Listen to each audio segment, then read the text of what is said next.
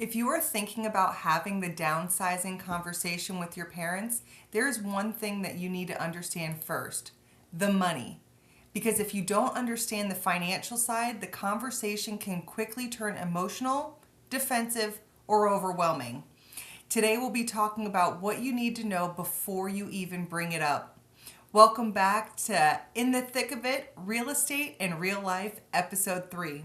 I'm Ashley, a realtor, mom, daughter, and someone who has sat at a lot of tables helping families navigate this exact season. Today's episode is especially and specifically for you, the one trying to balance the kids, work, life, and now starting to think about your parents' future. Before you suggest downsizing, before you even start showing them listings, before you even ask, have you thought about moving? Let's talk about the financial side, because clarity changes the tone of the entire conversation. Before you assume that downsizing makes sense, ask yourself, do you actually know their financial position? What their home is roughly worth? How much do they owe? Do they have a mortgage? Equity is the foundation of this entire decision.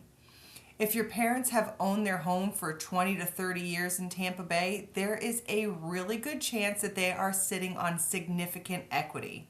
But that doesn't automatically mean that they should sell. It just means that they have options. And options create leverage, not pressure. Downsizing doesn't always mean cheaper. Sometimes HOA fees increase, insurance shift, property taxes reset, interest rates are higher on their current mortgage, or what if they refinance? As an adult child, your job is not to push. It is to understand the full picture so you're not oversimplifying it. Because if you go into the conversation saying, you'll save so much money, what if it's actually not true? You will lose credibility.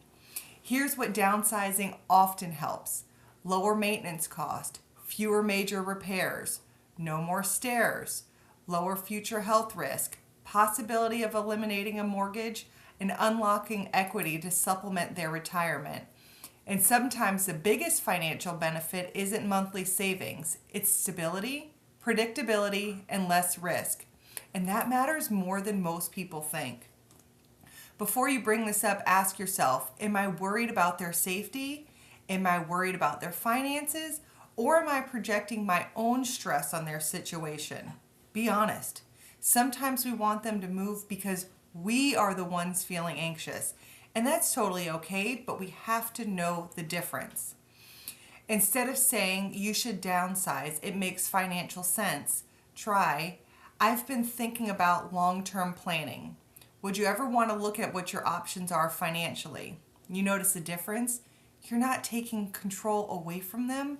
You are inviting in a partnership with them. Let me give you an example. A client of mine, daughter in her late 30s, she was worried about her mom's 2-story home. She assumed that downsizing would dramatically reduce her expenses. But you know what? When we ran the numbers, her mom had a 2.8% interest rate and very low property taxes because of the long-term ownership. Moving to a newer villa would have increased monthly cost, added HOA fees, raised her property taxes. But what it did improve was the maintenance and safety. So the decision shifted. It was not about saving money. It was about simplifying her mom's life. That clarity completely changed how the daughter approached the conversation. As the adult child, your goal isn't to maximize their profit. It's to help them make a stable, informed decisions. And sometimes that means selling, sometimes it means staying, and sometimes it means making small modifications instead. The smartest move is not always the biggest move. If you're navigating this season, raising kids while starting to think about your parents' next chapter, you are not alone. The financial side of downsizing isn't about spreadsheets, it is about alignment of goals. Before you have the emotional conversation, get clarity on their numbers. And if you're in Tampa Bay and just want to quietly understand the financial picture before bringing it up, before you even sit down at the kitchen table, I am always here as a resource. Next week, we're talking about multi-generational living, when moving in together actually makes financial sense and when it doesn't. We'll break down the real pros, the hidden cost, and the conversations families need to have before making the move.